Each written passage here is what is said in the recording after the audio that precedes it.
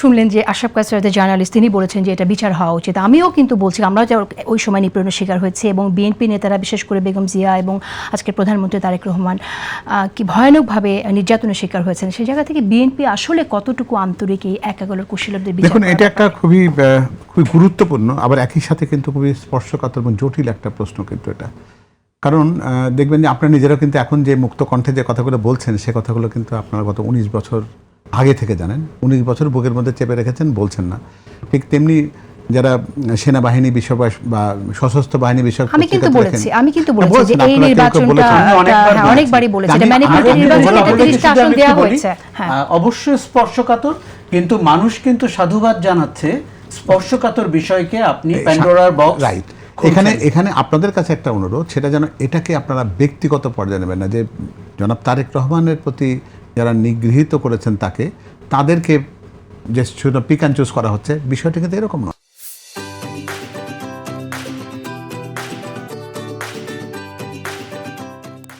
না, সেজন্যই বললাম যে আমরা তো নিপীড়িত হয়েছি। এই যে 17 বছরের যে অপশাসনের যে গোড়াপত্তন, সেটা 1/11 হয়েছে।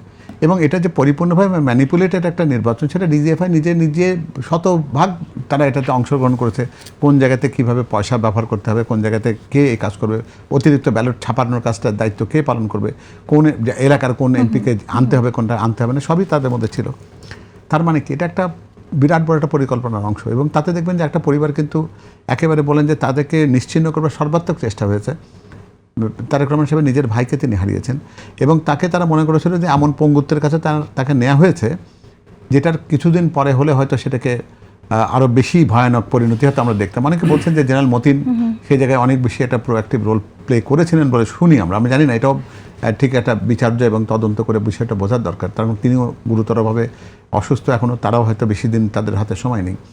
এবং এই হাসান মাসুদ চৌধুরী সাহেব বলে আরেকজন ব্যক্তি আছে, তার ব্যাপারটিও কিন্তু সামনে আনা দরকার, যে এই ব্যক্তিগুলোর ওই সময়কার অবস্থানটা কী ছিল, ভূমিকা ছিল, যে সেটা শুধুমাত্র রাজনীতিকে রাজনীতিকরণ সেটাই মাত্র একমাত্র কাজ না, তারা ব্যবসাকেও কিন্তু আক্রমণ করেছিলেন।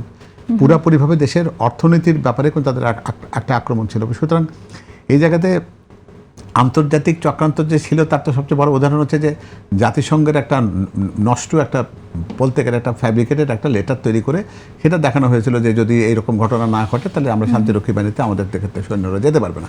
এইরকম এত বড় একটা প্রতারণামূলক একটা চিঠি দেওয়ার পরেও আমরা কিন্তু কোনো ব্যবস্থার দিকে যেতে পারিনি, যেখানে প্রত্যেকটা এটা দুঃখজনক যে ইন্টারিম গভর্নমেন্ট এই কোনো ব্যবস্থা নেয়নি, তাদের বিরুদ্ধে কোনো তদন্তের ব্যবস্থা নেয়নি।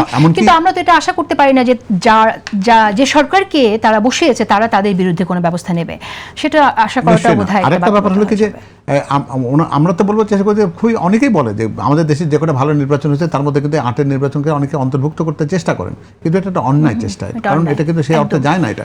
কারণ আমরা তো পরিষ্কারভাবে দেখতে পাচ্ছি যে একাগোলার যারা কুশীলব যারা ছিলেন, তারা প্রত্যেকেই পরবর্তীতে হাসিনা গভর্নমেন্ট দ্বারা পুরস্কার। আমাদের শেষ করে দিতে হবে, সত্য উন্মোচিত হোক, একদম 30 সেকেন্ডস। হ্যাঁ, যে গণতন্ত্র যতই বিতর্কপূর্ণ হোক, কোয়ালিটিতে ভালো না হোক, গণতন্ত্রের অভিযাত্রা অব্যাহত থাকতে হবে দেশের উন্নয়নের সাথে।